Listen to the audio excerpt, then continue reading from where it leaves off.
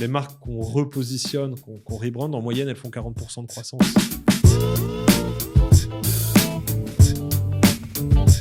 Tu dois d'abord poser la stratégie, d'abord poser ton positionnement, et puis d'abord mettre tes tripes sur la table, en fait.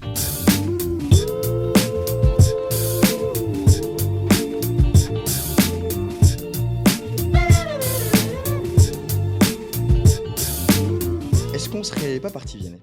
On commence Je à suis tourner, chaud. let's go. Alors, Très donc, du bien. coup, Vianney, ravi de te recevoir. Je te disais tout à l'heure, tu es le premier intervenant qui soit pas resto Mmh. directement à venir sur ce podcast. Mais ton travail contribue largement à la réussite d'un resto, puisque tu as fondé une agence qui s'appelle Nash Young. Tu interviens sur principalement des notions de branding, de rebranding. Tu me coupes hein, si je me trompe, mais T'inquiète. on est bon. Mmh. Sur pas que de la restauration, mais tu as quand même un gros portefeuille client. Je Mmh. pense qu'on peut citer notamment des Bao Family. Là, tu as fait le rebranding de Canard Street. Tu as bossé, j'ai vu, pour Amorino aussi, qui Ouais, il y sont a quand même longtemps. des il y a Mmh. longtemps, mais quand même des grosses marques. Ouais. C'est une agence qui a 20 ans, à peu près. Est-ce qu'on commencerait pas par te présenter rapidement? Comment t'en es arrivé là? Où est-ce que tu as fait tes armes, avant de monter ta boîte? Et de manière générale, tout ce qu'on peut dire d'intéressant, sur toi. Cool, merci beaucoup de m'accueillir. Bah, écoute, j'ai toujours fait ça, depuis que je suis tout petit. Je le situe à peu près vers 7-8 ans Ah de ouais? démarrage, ouais. Je me souviens de passer tous les jours devant un Monoprix, enfin, qui était un Super M à l'époque, qui est devenu Inno entre 2. Je sais pas si tu as en tête ce Non, truc-là? j'ai pas en tête, Ça s'appelait Inno, je passais tous les jours devant avant que ça devienne Monoprix. OK. Les couleurs étaient, c'était dans un demi-cercle qui était jaune sur fond noir, et quand on arrivait ensuite, avant d'arriver à l'école, on passait devant un Midas, là, les garagistes, Ouais. et c'était l'inverse, c'était un ovale jaune avec une écriture noire dessus, et je me disais: «Putain, mais pourquoi les mêmes marques au même moment? Pourquoi les mêmes couleurs? Pourquoi la même symbolique?» Et cetera. Quand ça a changé pour Monoprix, je me suis dit: «Ah, c'est ouf, c'était Super M avant, c'était peut-être le M de Monoprix». Je sais pas, j'étais passionné par ça dès le début, où je me souviens de Raiders, enfin, tu te souviens peut-être pas, Si, Raider, je connais. qui est devenu Twix Ouais. et qui gardait les mêmes codes, et au moment où ça devenait Twix, ils gardaient le 2 doigts coupe fin, machin. Tous les codes restaient les mêmes, mais le nom changeait. Je me disais: «Ah, est-ce que tu peux changer de nom, changer de machin?» Je m'intéressais beaucoup à l'automobile aussi, en me disant: «Mais pourquoi les numéros, enfin, certains constructeurs donnent des noms à leurs voitures, d'autres donnent des numéros, et pourquoi ce suivi de numéros, et qu'est-ce que ça évoque quand tu changes?» et cetera. Bref, j'étais obsédé par ça depuis toujours. OK. J'ai commencé à faire des logos, sur l'ordinateur, de mes parents, alors qu'il y avait pas encore internet, je me souviens. Tu utilisais quoi pour faire des logos? Putain, je sais, le truc de base du Mac là, tu sais, ils avaient le tout premier Mac, qui ressemblait à un Minitel là. Ouais. Tu pouvais t'amuser là-dessus en noir et blanc. Le truc était en noir et blanc, je crois, l'écran de OK. mémoire, et donc je m'amusais à refaire les proportions. Je me souviens du logo Volkswagen, du logo, je sais plus, c'était pas mal des bagnoles au début, et puis je sais pas, j'ai fait plein de petits trucs là-dedans. Finalement, j'ai fait mes études là-dedans. Donc je fais le CELSA, qui est l'école de pub de la Sorbonne, OK. qui là est sur de la stratégie pure et dure, mais tout en faisant de la créa à côté, et à la fin de mes études, je me suis dit: «Tiens, comment faire à la fois de la créa et de la stratégie?» Je vais créer mon agence, et du coup, je l'ai créée tout de suite. OK. Donc directement un pied dans le branding, dès ta sortie d'études.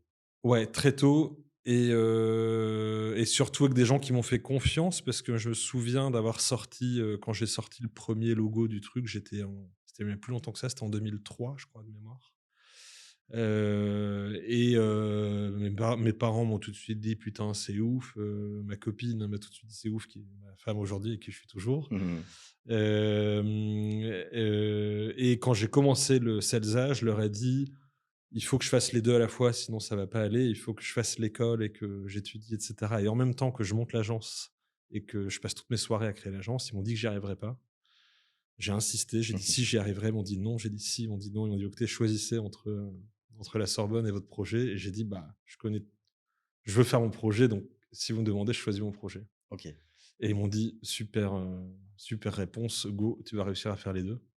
Donc c'était un petit challenge de leur part, c'était cool, Bah ouais, et j'ai grave. gardé une relation de ouf avec cette école. J'ai toujours détesté l'école, sauf cette école-là qui avait un truc vraiment très particulier où je me suis fait des super potes, donc Ce voilà, donc qu'ils ont ça a bien démarré tout de réussi à suite, OK.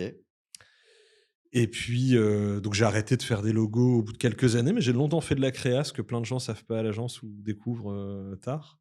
Mais j'ai longtemps continué à faire de la créa, et aujourd'hui, mon métier, c'est vraiment faire de la stratégie, du positionnement de marque. mais j'ai toujours ce fil conducteur depuis le début, quoi. OK et donc tu as commencé au début avec une petite équipe, j'imagine qui a grossi au fur et à mesure. Au Ouais, début, tu étais à Lille, tu me disais? ouais, Donc tu as commencé avec ton agence là-bas. ouais, tout à fait. Comment tu as commencé par structurer un petit peu ton équipe? Parce qu'au début, du coup, tu as les mains un peu partout, j'imagine. Tu disais, tu faisais la partie créa, la partie strat. Heu, Quels sont les profils desquels tu as besoin de t'entourer au début, pour réussir à composer une stratégie de marque, pertinente, et bien accompagnée? Alors, bah, déjà, le métier a évolué avec le temps, donc on s'est calé là-dessus aussi. Au Ouais, début, on était ce qui serait aujourd'hui un alors au à l'époque, il y avait pas de ça va paraître très vieux, mais il y avait pas de freelance, il y avait très peu de ce qu'on appelle aujourd'hui des studios, des trucs comme ça. C'était soit tu étais salarié, soit tu avais ton business, mais il y ouais, avait pas vraiment d'autres formats et donc on faisait des logos, quoi, de la communication pure. Il y avait pas encore de sujet de stratégie et cetera. Avec le temps, on a commencé à faire de la stratégie. Il y a des indépendants qui sont arrivés, qui font le métier que nous, on faisait à l'époque et qu'on fait beaucoup moins aujourd'hui. Mais donc ça s'est structuré de façon très simple, d'abord un chef de projet, ensuite, enfin et une nana sur le web, parce que mon premier associé faisait du web, donc on avait intégré le web dès le début. OK, donc des mentions création de site web, Ouais, au OK, tout début et puis au fur et à mesure, bah, un DA, 2 DA, un chef de projet, 2 chefs de projet. Globalement, l'équipe, c'est moitié, pilotage de projet, moitié, créa. OK, Mais ça s'est vraiment construit avec le temps et la dimension de stratégie de marque est arrivée un peu plus tard au bout de en fait, il y a 3 sujets qui sont arrivés dans le temps. La stratégie de marque qui est arrivée au bout de 5 ans, 5-6 ans peut-être, on a commencé à vraiment se chauffer là-dessus. Il y a le sujet de tout ce qui est pack et faire vivre la marque physiquement sur des objets, merch et cetera, qui est arrivé peut-être au bout de 10 ans. L'archi des lieux qui arrive un peu plus tard, enfin l'archi des lieux, l'esthétique des lieux, on n'est pas archi, mais l'esthétique des lieux, donc on récupère les volumes d'un lieu et on le mmh, design. Et beaucoup plus récemment, le social media qu'on est en train de développer. OK. Bon, on va peut-être commencer du coup Voilà. par, dégrossir la partie branding pure et dure, parce que Ouais. tu parlais au début de l'évolution. C'est vrai qu'il y a beaucoup de personnes, je pense aujourd'hui, qui, limitent le branding à un logo, des couleurs et peut-être, si on a de la chance, de la typo derrière et encore, c'est déjà très limité. Pour Mmh. toi, aujourd'hui, qu'est-ce que c'est le branding au sens large? Qu'est-ce que tu inclus dans le branding? Du coup, qui sont aujourd'hui, votre cœur d'activité chez Nash& Young? Comment tu définirais, le branding? Alors il y a 2 fondamentaux, en tout cas chez nous. Premièrement, la stratégie de positionnement. Comment est-ce que tu décides de positionner ta marque? Pour quelles raisons? Est-ce qu'elle correspond vraiment à la personnalité du porteur de projet? Ça, j'y reviendrai si tu veux.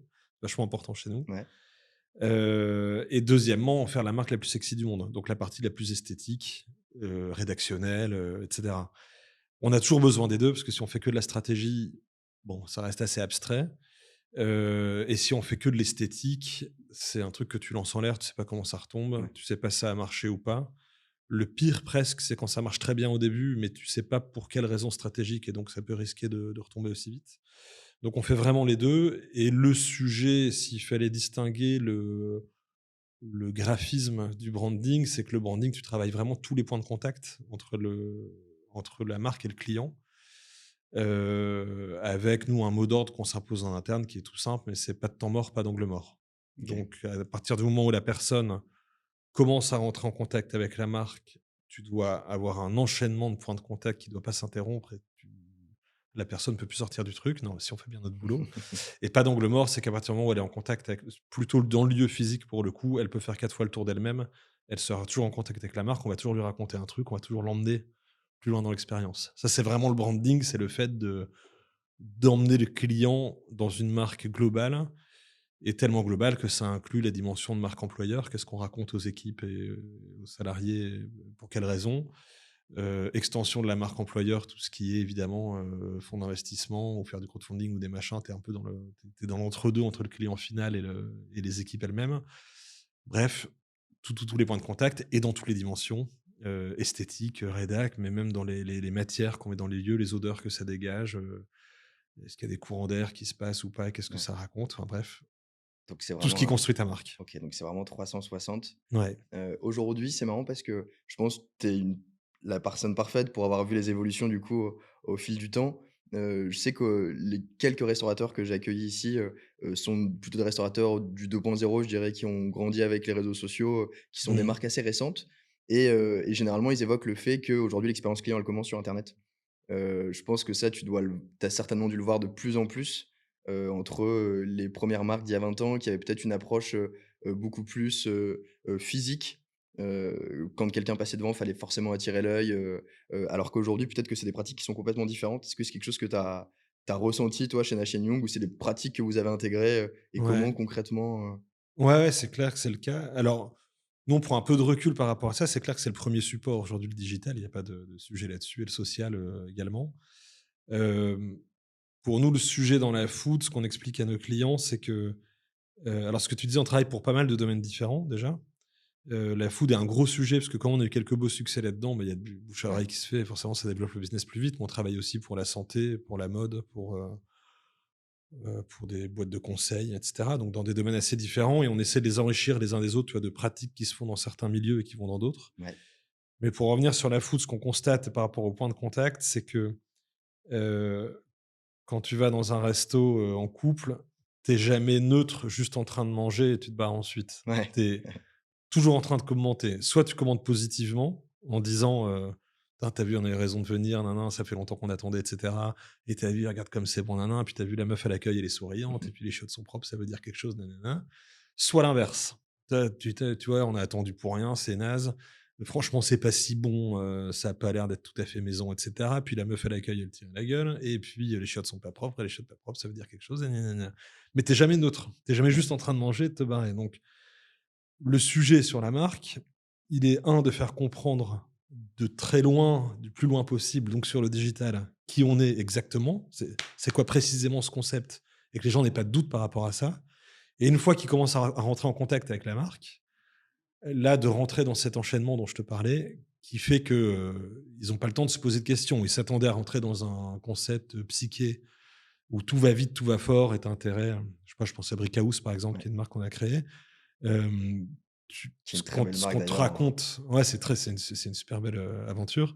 Ce qu'on te raconte à l'extérieur de Brick House, c'est que tu vas en prendre plein la gueule et qu'il y a un côté un peu, Disney et cetera et effectivement, quand tu rentres dedans, tu te dis: «Putain, il faut mes lunettes de soleil parce que ça va être, Mmh. j'en prends plein la gueule». Donc ça va vite, ça va fort et évidemment, puisque c'est la dette aujourd'hui, c'est très bon, c'est très bien fait et cetera. Mais tu as cette espèce de, cette clarté entre ce qui doit être raconté à l'extérieur et ce que tu vas vivre ensuite à l'intérieur et dans l'idéal, quand je disais pas de temps mort, c'est que tu pas le temps de te poser la question, de te dire: Ouais. «Mais en fait, est-ce que c'est assez, j'en sais rien, dans le cas de Brickhouse, est-ce que c'est assez psyché pour, ce qu'on imaginait?» Ou quand on crée, une super marque qu'on a créée qui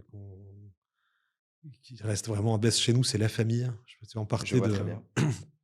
on partait de Classe Croûte pour créer La Famille, donc pareil, on a créé le nom, l'esthétique des restos, C'était les une marque packs, déjà et existante, du cetera. coup, la famille, ou c'est vous êtes arrivés enfin? C'est les anciens franchisés, lillois et parisiens de Classe Croûte OK, qui ont quitté Classe Croûte pour créer La Famille. OK.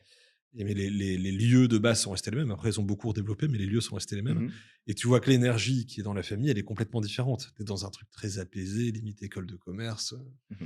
où tout est mignon, tout est calme, tout est bien rangé, tout est très apaisant.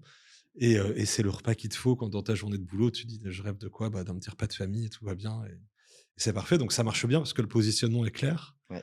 Le positionnement de Brickhouse est clair. Le positionnement d'une manière générale, les positionnements qu'on crée sont très clairs, sont très bien positionnés stratégiquement et puis ensuite, encore une fois, on rajoute, plein d'éléments dedans. Mais tu as raison, c'est le 1er point de contact aujourd'hui, il est sur le digital, et il faut qu'on fasse comprendre tout de suite ce qui va être vécu dans le lieu, quoi. Et du coup, sur cette partie, cohérence, ça passe, du coup, j'imagine, aussi par les porteurs de projets. Tu disais tout à l'heure que c'était un gros sujet chez vous sur la sélection des profils. Ouais. Est-ce que tout de suite, ça fait partie intégrante de l'identité? Quand on voit la personne, on se dit: «OK», je prends le cas, par exemple, d'une personne qui saurait pas forcément comment se positionner. Est-ce que vous, déjà, c'est quelque chose que vous prenez ou pas? Ou est-ce que vous avez déjà une idée quand la personne vient chez vous, elle dit: «OK, moi je fais ça, mais j'aimerais bien le faire transparaître au travers de ma marque». Comment ça se passe concrètement? Est-ce que c'est lui qui définit, ou des fois vous arrivez avec quelque chose qui casse les codes complètement? Bah, l'idée, c'est de rentrer dans sa personnalité. OK. Tu peux si, tu crées une marque qui correspond pas exactement à la personnalité du porteur de projet, ça s'effrite très vite, en fait. Parce que si tu dis au mec: «Il faut que tu» j'en sais rien, on va te faire une marque hyper urbaine et cetera, alors que c'est pas du tout la came, du porteur de projet, bah, il va mal porter la marque, ça va mal, fonctionner. Donc l'idée dans la démarche, on va peut-être parler de méthode, plus tard, mais dans la démarche, c'est de rentrer le plus possible dans la fondamentalement les tripes du porteur de projet Mmh. pour que la marque y corresponde et que pour quand il s'exprime sur LinkedIn, dans un podcast et cetera, on se dise: «Punaise, j'ai envie de découvrir ce truc» et quand Ouais. on rentre dans son dans son point de vente ou dans son resto, on se dise: «OK, c'est effectivement, le mec avait l'air d'être complètement barré et c'est complètement barré. Il avait l'air d'être très sage et c'est effectivement très sage. Il avait l'air d'être complètement, addict à tel détail de foot très, très particulier. Putain, il faut s'en rendre compte, mais en fait, c'est vrai, je le ressens dans le dans ce que je vais manger». Donc il faut vraiment rentrer dans la pé mais ça arrive, pour répondre à ta question, qu'il y ait des gens qui nous donnent un brief qui est chiant. Ça arrive souvent quand même. Ouais.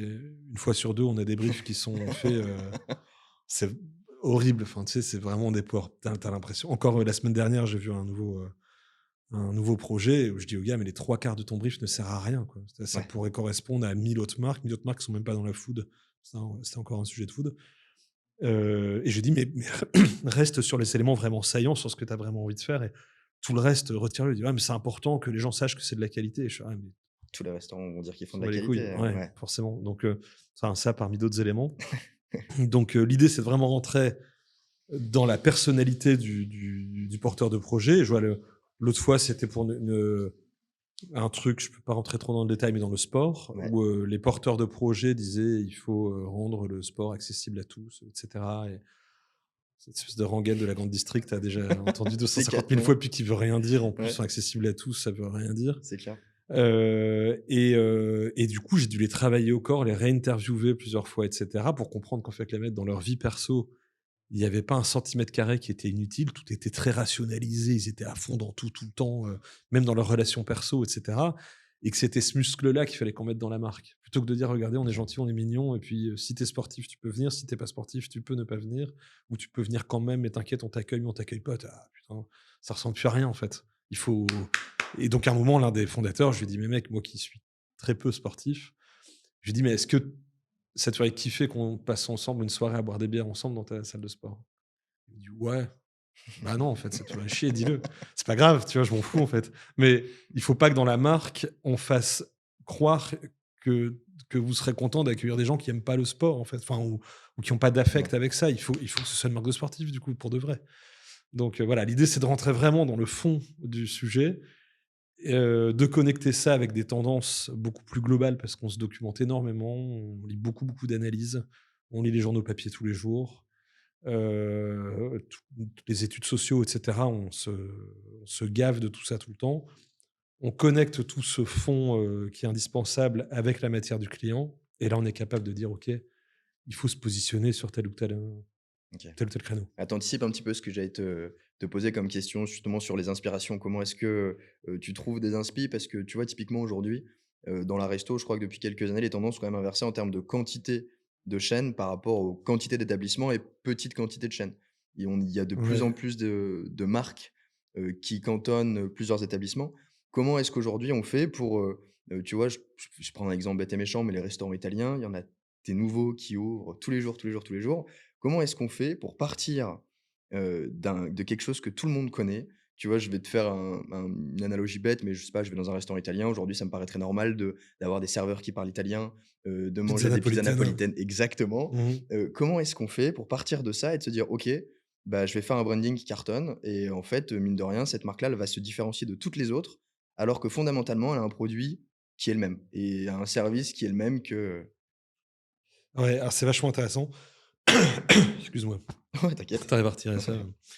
C'est vachement intéressant parce que, il y a 2 types de porteurs de projets. Ceux qui se disent: «Je vais prendre un truc qui a l'air de fonctionner, que j'ai déjà vu», mais ils se rendent parfois pas compte qu'il y en a déjà à tous les coins de rue. Et bon, on a de la chance, ici, on est rue du Faubourg Poissonnière, des concepts food, on les voit passer, il y a un tiers de la rue qui change en permanence. C'est un Ouais, tu peu dois un avoir Père et labo, Fiche, juste à côté de chez toi, ouais, qui tout à fait. est la dernière personne à être passée ici. Du coup, Alex, Ouais. c'est le fondateur de Père et Fiche, Très, très cool. ouais. Et donc, bah, tous ces concepts sont, beaucoup bref. Donc souvent, on dit aux clients: «Attendez, là, vous arrivez en disant: "C'est canon, je vais faire"».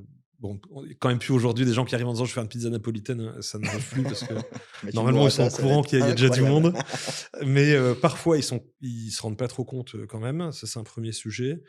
Heu, L'autre partie, c'est des gens qui ont un vrai coup d'avance parce que, soit ils sont cuisiniers eux-mêmes, il y en a Ouais, moins qu'avant, mais ça arrive encore. Soit ils ont une vraie idée de génie et disent: «Je m'en tape, je vais faire ça et puis c'est à prendre ou à laisser, les gens aimeront ou n'aimeront pas». Ça, c'est le meilleur brief. C'est-à-dire que le mec arrive en disant: «Ça marchera peut-être pas, peut-être que les gens vont pas comprendre, mais je m'en tape, je vais y aller comme un cochon».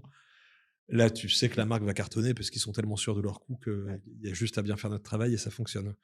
Mais quand ils arrivent avec quelque chose de trop convenu, genre, je sais pas quel format de pizza je pourrais te dire, mais genre, juste on va faire une pizza un peu différente. Tu le connectes à d'autres tendances. Quand je te parlais du fond qu'on travaille, on analyse beaucoup notamment l'évolution de la food, entre dans le monde et dans le temps et tu te rends compte qu'il y a plein de trucs. Tu vois, le dernier, sujet qui est arrivé sur les carbonara, je sais pas si tu as vu, c'était Heinz, je crois, qui a sorti Un une truc tout fait? conserve de Ouais, carbonara si, si, j'ai vu. et les Italiens ont pété un câble en disant, «Ouais, vous dénaturez un autre produit» et cetera et puis ils te ressortent le truc de la vraie, carbo, c'est je sais pas quoi, tu mets juste un œuf et un machin. Bon, déjà, ce truc-là, c'est très récent, en fait, dans l'espèce de hype qu'il y a eu là-dessus est très récente et deuxièmement, Heinz a recommuniqué dessus en disant: «Attendez, détendez-vous, le carbonara, ça date de l'après-guerre» et c'est les Américains qui ont ramené ça parce qu'il fallait bouffer machin et qu'on a rajouté de la viande dans le truc et c'est en fait, c'est américain, la carbonara, c'est pas du tout italien, tu vois? Et donc c'est marrant parce que quand tu regardes ça, je pourrais te sortir 1000 exemples comme ça, tu vois? Bref, je pourrais t'en sortir 1000 mais du coup, on connecte tous ces trucs-là, on aide souvent le client à affiner son produit. OK. Les plus belles marques qu'on crée, c'est quand on accompagne le client là-dedans. On n'a pas la prétention d'être, de créer des cartes en tant que telles, mais on accompagne pas mal le client dans le fait d'affiner son truc.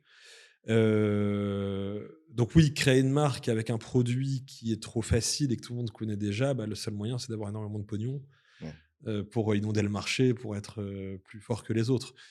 Mais l'idée quand même, c'est d'identifier des courants qui sont ce qu'on dit toujours, c'est il faut pas regarder le point, il faut regarder la courbe. Il faut pas regarder est-ce que les gens mangent beaucoup de burgers, de pizza ou de sushi. Il faut regarder à quel endroit tu en es dans la courbe, est-ce que c'est en train d'évoluer et cetera. Donc on a vu qu'il y a eu la tendance, américaine qui était très forte il y a une vingtaine d'années.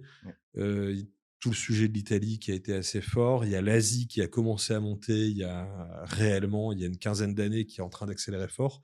Et puis tu vois après, au sein même de l'Asie, tu prends sujet par sujet, le Japon, le Thaï, la Chine aujourd'hui, plein de sujets qui arrivent les uns après les autres. Donc on accompagne nos clients pour se dire, «Est-ce que vous êtes sûr d'être au bon endroit de la courbe au bon moment?» et puis est-ce qu'on fait un concept qui est assez fort pour avoir un petit temps d'avance, quoi? OK.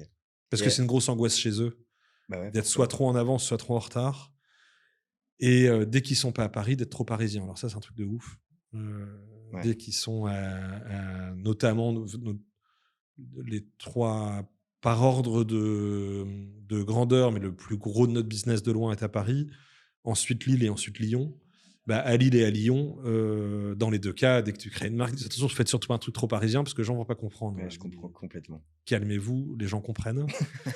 Et j'en reviens au sujet dont tu parlais tout à l'heure sur le digital, c'est que souvent on leur explique qu'effectivement, il y a 20 ans, si tu faisais un concept qui était un peu trop niche, les gens qui l'avaient jamais vu à Strasbourg voyaient le truc arriver, disant mais c'est quoi ce truc perché, je comprends rien.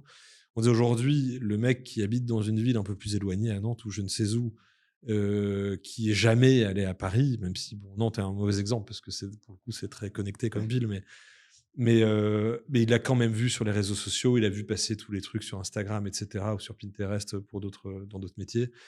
Donc il a son œil a commencé à se former. Donc en fait, tu peux arriver dans une ville un peu plus éloignée et ce qui est dingue, c'est que même des grandes villes comme, ouais, Nantes, Lille, Lyon ou Genève te disent, «Attention, faites surtout pas un truc parisien, quoi». Mais je comprends, je vois totalement ce que tu veux dire et du coup, sur la partie, du coup, inverse, ce qu'on évoque à l'instant sur les plutôt on serait en haut de la courbe sur un concept assez nouveau, ce qu'on en voit Ouais. aussi beaucoup qui se crée quand même.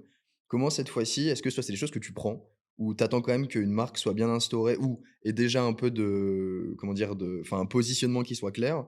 Ou est-ce qu'il y a des gens qui viennent te voir avec un truc totalement nouveau et qui disent: «Attends, moi je vais révolutionner la resto, je vais lancer ce concept-là». Si oui, comment on s'y prend? Pour du coup créer Alors ça, on enfin adore. une Si le mec arrive avec une idée complètement folle et qui dit, «Je suis sûr de mon coup, fais-moi une marque qui défonce», là, pour nous, c'est royal. ouais. On rentre dedans à fond, on tabasse très, très fort et on rigole bien.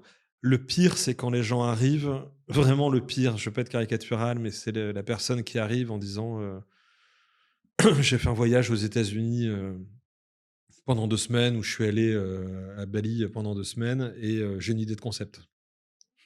Je dis: «Mais est-ce que tu sais cuisiner? Est-ce que tu connais des gens? Est-ce que tu connais même l'écosystème globalement?»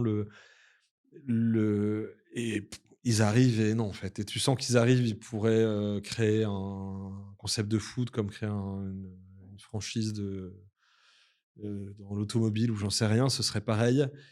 Et là, pour le coup, on y va vraiment à reculons et on leur dit: «Non, désolé, mais c'est pas possible. Soit vous avez une vraie passion et on y va, soit vous avez un vrai réseau, un vrai j'en sais rien, vous avez une idée, même business pur et dur, mais avec quelques billes Ouais. et nous, on peut faire notre boulot, mais on a besoin de quelqu'un qui ait quand même des convictions au démarrage.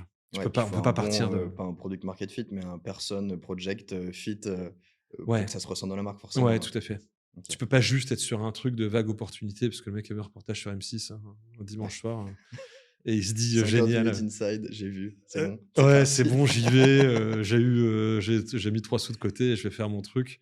Il y a quand même ce qui est compliqué, c'est qu'il y a de plus en plus de création de marques aujourd'hui. Tout le monde crée, on le voit dans le dépôt de noms, on voit Ouais, l'INPI, c'est vachement intéressant l'évolution de la jurisprudence là-dessus parce qu'avant, il suffisait de déposer un nom pour que ça soit protégé et en fait, ça a vachement évolué. Aujourd'hui, tu dois utiliser le nom pour que ça soit protégé. Donc ouais, si tu déposes un nom, j'en sais rien, pour des fringues, alors qu'en fait, tu fais des restos. La personne qui veut utiliser le nom pour des fringues et 5 ans plus tard, tu peux pas lui opposer le nom. Tu peux pas dire: «Non, non, je l'ai déposé pour faire des hoodies», j'en sais rien. L'INPI va te dire: «Beh, donnez-nous les bilans qui montrent que vous vendez effectivement de la sape, quoi». ouais, bien sûr. Sinon ça marche pas. Sinon, ça existe Donc plus, il y a trop de bah, il y a beaucoup trop de création ouais. de marques. Le moindre freelance aujourd'hui qui fait encore ses études, mais comme je l'ai fait à l'époque, mais dépose sa marque. Donc il y en a beaucoup trop et pareil pour les noms de domaine et cetera.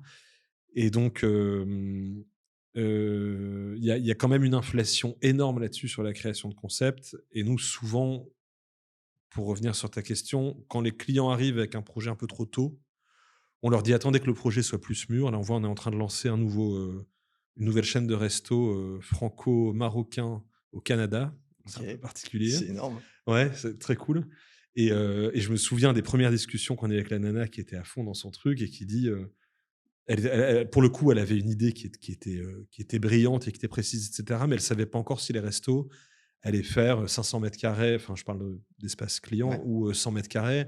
Est-ce qu'il y aurait beaucoup de sur place ou est-ce que ce serait beaucoup de delivery et cetera?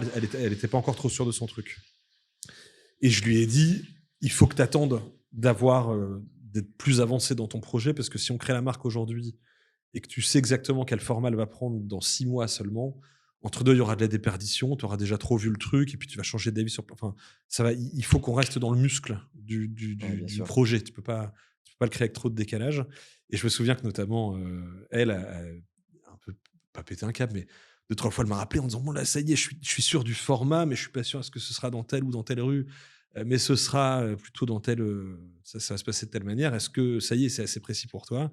Et je dis: «Ouais, ça y est, on peut commencer le branding» et elle était contente de pouvoir enfin démarrer, quoi. Mais OK. c'était pour son bien, Ouais, parce bah, que bien sûr, ouais. tu Et peux comment tu fais pour du coup créer même si elle est assez avancée, elle, dans son positionnement, elle sait qu'elle va vouloir faire ça. Tu as, je pense, en face le côté, client, il faut qu'ils arrivent à assimiler un nouveau concept à une marque, quelque chose qui n'existe pas forcément ou qui est pas encore très répandu. Comment est-ce que tu fais pour réussir heu, à identifier les points qui feront que, ben, tu vas être reconnaissable sur quelque chose qui n'existe pas encore? Tu vois, un truc bête, le poké, par exemple, aujourd'hui, tu as ouais. quand même des codes très précis qui sont repris par tous. Toutes les marques de donuts qu'on voit aujourd'hui, c'est même peut-être des fois, je trouve un peu gros. Ils ont tous les mêmes enseignes, tu sais même Les plus trucs lequel est fluo, lequel et ouais, les mmh. trucs fluo et les fleurs. Mmh. Donc tu vois? Heu, typiquement, je veux, une cuisine franco-marocaine. C'est un concept qui est relativement nouveau. Comment est-ce que tu fais pour que, la marque que tu vas créer soit reconnue par les clients? Ou tu te dises: «OK, ça va leur parler». Bah, déjà, il faut que ça les fasse kiffer. Ouais, Il faut que, tu vois, dans le cas tu parlais de Canard Street tout à l'heure, ce qu'on avait identifié quand ils nous ont consultés il y a 1 an ou 2, je pense, juste avant qu'on refasse la marque, c'est qu'ils avaient évolué malgré eux de street food à fast food. Alors si tu décides d'être un fast-food, c'est cool, mais quand l'évolution est faite malgré toi, c'est moins cool. ouais. Et notamment parce qu'ils avaient créé ça avant le covid et qu'à l'époque, le street food était un sujet en tant que tel. Aujourd'hui, c'est plus Je me vraiment un souviens très sujet. bien, il y en avait un marché d'Oisem, un rue de Béthune, je sais plus lequel était lequel, Ouais, pour ouais. les Lillois qui Ils avaient reconnaîtraient, commencé à développer, c'est très, très cool, ouais, mais ils correspondaient tout d'un coup. Alors après, le sujet du covid est quand même très particulier, tout le monde se l'est pris un peu sur la gueule, mais tout d'un coup, le concept est devenu, beaucoup moins lisible et en l'occurrence, il fallait pas parce que c'est un beau succès, le redémarrage est fort là de Canard Street, ça marche très bien. On a fait un truc basique, c'est qu'on en a refait un vrai resto. Déjà ouais, de leur dire: «Il faut que les gens se réassoient à table». En fait, il y a 2 sujets. En fait, on aime bien toujours connecter ça à des tendances de fond. C'est qu'à un moment, sans faire gaffe, il y a évidemment pas de mauvaise volonté de leur parler dedans, mais ils disaient: «On va communiquer sur du canard français», parce qu'il est élevé en France, en Vendée, par, Ernest Soulard, je ne sais pas si tu connais, qui est un producteur mythique de canards. OK. C'est merveilleux, il faut aller là-bas, c'est top. Et il disait donc c'est un canard français, donc on va le faire à la française, du magret de canard, etc. Puis la France, la France, la France. Et j'aurais dit faites gaffe parce que je ne vais pas citer de noms de marques qui sont trop positionnées là-dessus par délicatesse, mais j'ai une marque qui se positionne trop là-dessus et qui dit ce qui n'est pas français n'est pas bien. Tu mets ça dans la bouche d'un politique, c'est Mmh. moyen, tu vois. Ça marche tout de suite moins bien. Donc fais pas gaffe, fais gaffe parce que ce que tu es en train de me dire, en tant que resto, tu te dis que ça passe. Imagine que tu es en train de faire un meeting, ça pue en fait. Donc il faut se positionner autrement. Bon, en plus, nous, on a un petit sujet perso par rapport à ça, c'est que dès qu'on voit ce genre de discours arriver, on recadre assez vite le client parce que souvent, c'est malgré lui. Et on leur a dit, en fait, le canard est un putain de migrateur par excellence. Enfin, s'il y a bien un migrant, c'est le canard, en fait. Et donc, on va en faire plutôt un truc, je ne sais plus quelles sont les accroches, mais canard jet lag, grand trip C'est migratoire, génial. etc. En disant, tu viens t'asseoir à table, premièrement, dans l'expérience. Et deuxièmement, le canard est français, il est fait en Vendée. Mais on va te le faire découvrir aussi avec d'autres recettes qui peuvent être des recettes chinoises, des recettes sud-américaines, j'en sais rien. Enfin, des trucs qui vont te faire voyager, qui vont te faire kiffer sur base d'un canard français. Et donc, assieds-toi et on va te servir une bonne bouteille, on va se marrer, on va mettre du bon son, dans un éclairage tamisé, etc. Et tu vas voyager grâce à ce putain de migrant exceptionnel qu'est le C'est canard qui va nous faire incroyable. kiffer, tu vois. C'est Donc, en fait, t'es pas. Et on leur a présenté ça, ils étaient morts de rire. Ils disent putain, mais en fait, c'est vrai, c'est quand même cool, ça permet d'étendre la carte. Alors que c'est pas nous qui avons dit il faut laquer le canard de telle manière ouais, ou bien j'en sais sûr. rien. Évidemment, on n'est pas cuistot.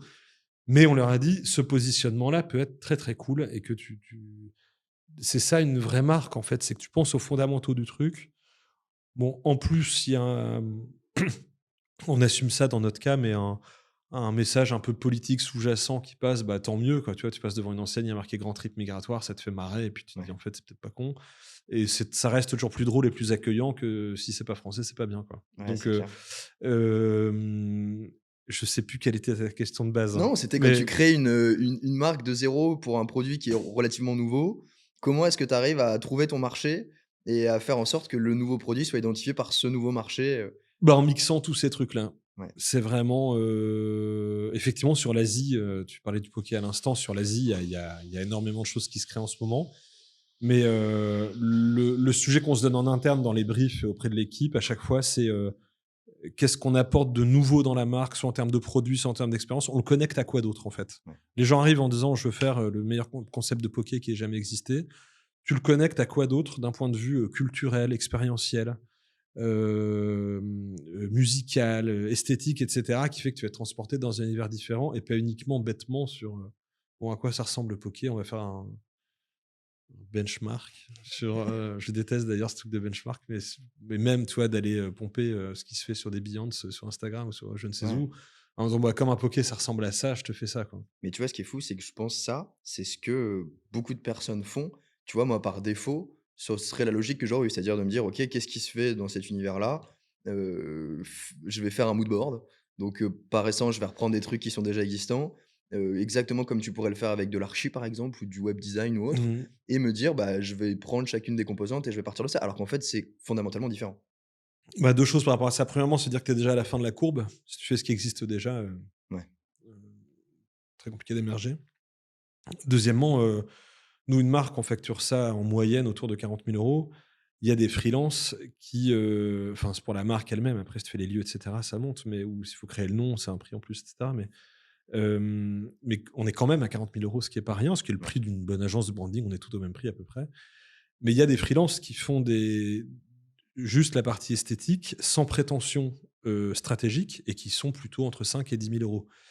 On peut pas, nous, arriver, ce qu'on répète heureusement, on a de moins en moins besoin de le répéter, mais de le répéter aux équipes, c'est tu peux pas arriver, tu peux facturer à ton client 40 000 balles en disant: «Mec, j'ai récupéré 3 trends que j'ai vus et go, t'as vu comme c'est cool?» et dire: «Tu sympa», mais si avec des c'est petits pour réels enregistrés, enfin, et tiens, je dis ça regarde. sans aucune,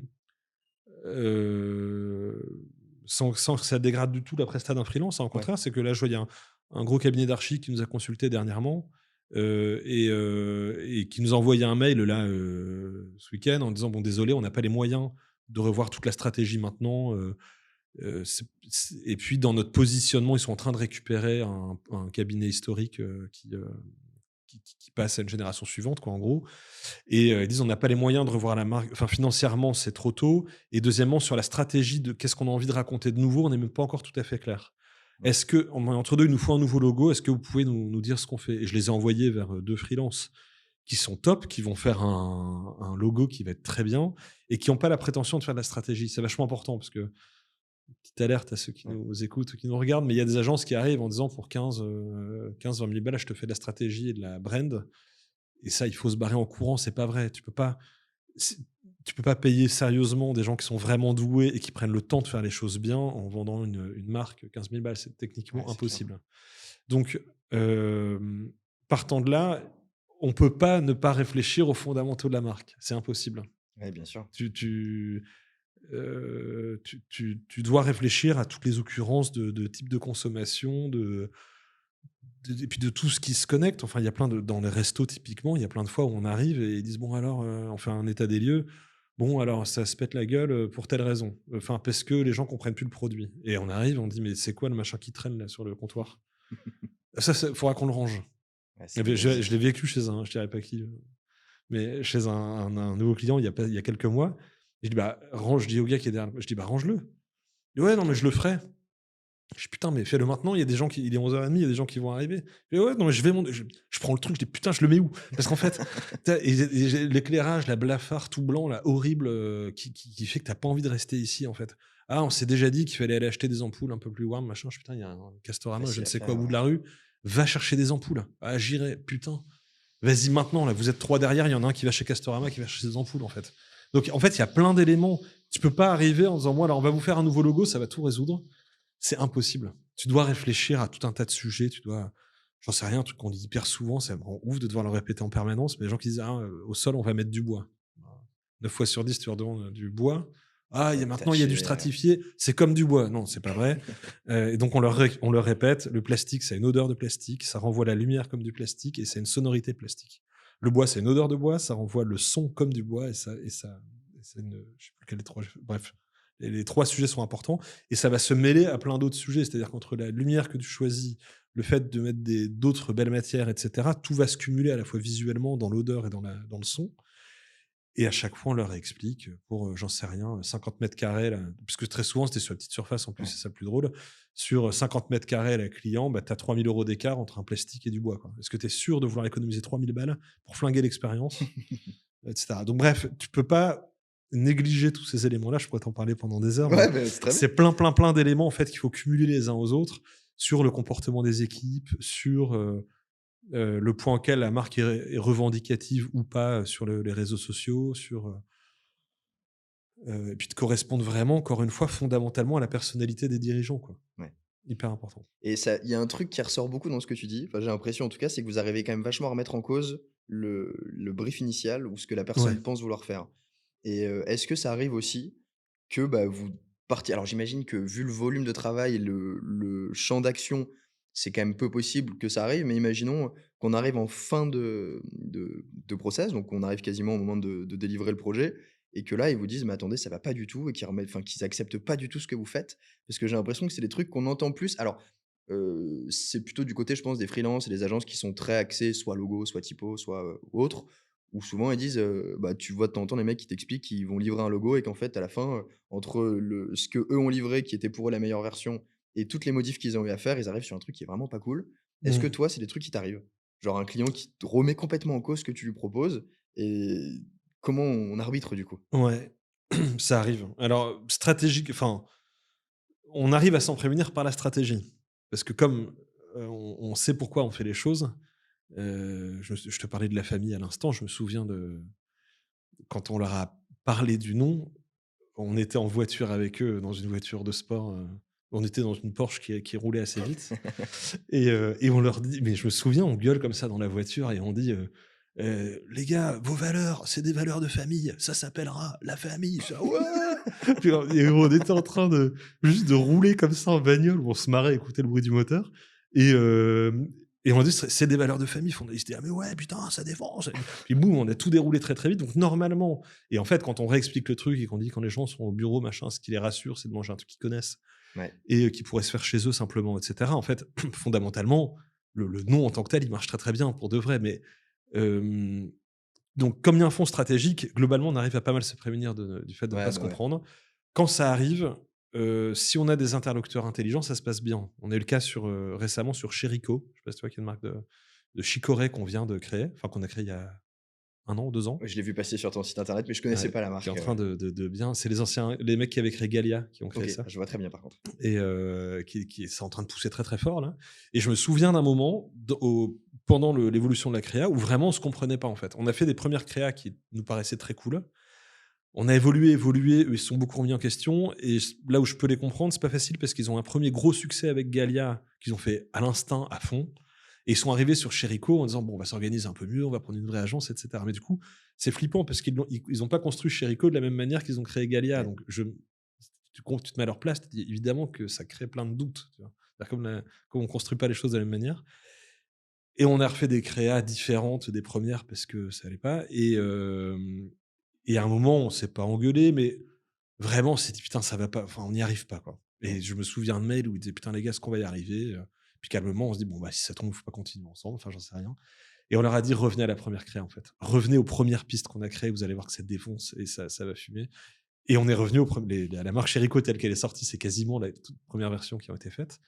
Et parce qu'ils ont eu parce que nous, on savait qu'on avait fait un bon travail, parce qu'eux avaient l'intelligence de se projeter dedans, etc. Donc, normalement, quand ça se passe mal en cours de route, on retombe bien sur nos pattes, on y arrive à la fin. Et d'ailleurs, petit aparté, mais les 3/4 les marques qui ont le plus de succès chez nous sont des marques qui ont très peu bougé entre la première intention créa et la manière dont elles sont sorties. OK, parce qu'il y avait un brief très clair dès le début? Ou parce que Ouais, tout de parce qu'on a suite mis la ils bonne énergie dedans tout de suite. Plus tu remets en question un branding, plus tu l'appauvris, OK, généralement. Et puis, plus tu mets trop de rationnel dedans, en ouais. fait. Donc, tu en fais un tableau Excel Ouais, donc c'est pas et tu dis, forcément les proportions correspondent à ça, les couleurs vont évoquer ça, chaque mot mais à chaque fois, on dit à un client: «Les gars, un logo, c'est pas un PowerPoint. Tu peux ouais. pas tout exprimer dedans. Ça doit commencer à évoquer un truc un peu cool, un peu sexy, qui t'emmène vers la suite, qui elle-même t'emmène vers autre chose, et cetera». Mais tu vois, tu reprends un exemple, on parlait de Brickhouse tout à l'heure, ça fait partie de ces marques. On a posé le truc, on a dit, lui voulait appeler ça Imagine, sa marque, parce que tu pouvais imaginer tes bières en collaboration, et cetera. Et avec tout de suite la simplicité de nous je me Ouais. souviens dans son message, sur LinkedIn, aujourd'hui c'est un pote, mais à l'époque sur LinkedIn, où il dit, «Si je me trompe, dites-le moi, c'est pas mon métier». Et on lui a dit: «Mais tu te trompes mec, Imagine, c'est horrible comme nom. En fait, c'est complètement passif, ça veut pas du tout. On va faire ça Brickhouse parce que la maison de briques du Nord et puis Ah on va ouais? tartiner là-dessus». Et il nous a fait confiance dès le début, ça s'est super bien passé. Mais ça, c'est le cas de tous les plus gros succès qu'on ait sont toujours une vraie intention créa forte qui est respectée et où on se comprend bien avec le client. Puis il y a des fois où on se trompe nous-mêmes quand même. Ouais, Je parle de ça ça comme arrive si on se forcément. trompait jamais. Ça arrive qu'on se trompe. Si on maintient une bonne relation de confiance, bah, quand on s'est trompé dans les premières créas, on affine avec le client, on dit tiens, on n'a peut-être pas capté un truc, etc. On fait autre chose. Mais d'une manière générale, on retombe sur nos pattes. OK. Tu parlais de Brickhouse. J'allais justement t'en reparler. Du coup, Brickhouse, c'est une marque qui a été créée initialement pour la bière. C'était une brasserie de Ouais, c'est base. une Avant de brasserie, ouais. devenir des lieux d'accueil, Mm. je sais qu'il y en a un à Grand Boulevard, je sais qu'il y en a Mm. aussi à quelques endroits en France. Comment est-ce qu'on arrive à créer une marque, initialement pour un produit, qui après ressort aussi à ce point dans des univers qui sont des lieux d'accueil, qui sont de base pas la même chose? Est-ce que quand tu penses une marque au début, il y avait déjà cette, peut-être cette envie, d'en arriver là? Ou est-ce que vous avez réussi justement à, créer quelque chose qui soit 360 réutilisable, identifiable sur des choses qui sont différentes entre un bien de consommation, et un lieu d'accueil, quoi?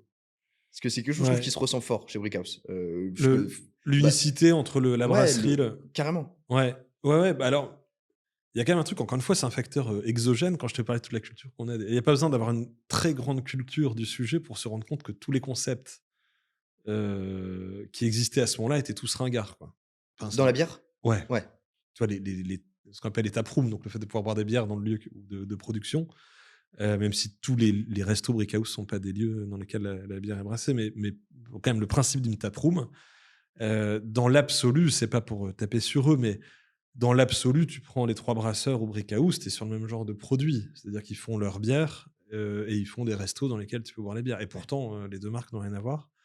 Donc quand même, il y a de temps en temps comme ça des marchés sur lesquels tu arrives et étonnamment, ça paraît chelou, mais personne n'a fait de trucs vraiment cool, quoi. Donc ça rend les choses plus faciles pour nous.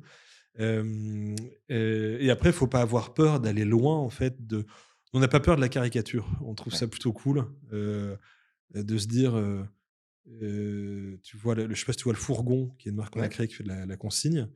Bah, dès les premiers échanges, eux, ils nous paraissaient, le terme est exagéré, mais dans leur attitude un peu fainéant, tu vois? Ouais. Tout leur paraissait facile. Ils étaient là: «Ouais, on crée une appli, c'est simple». Je dis: «Bah, il faut acheter des camions, nana». Ils font: «On va acheter des camions, gros». Il en faut beaucoup». «Eh ben, on en prendra beaucoup. Et ils seront électriques». Tu tout leur paraissait Ouais. simple, en fait.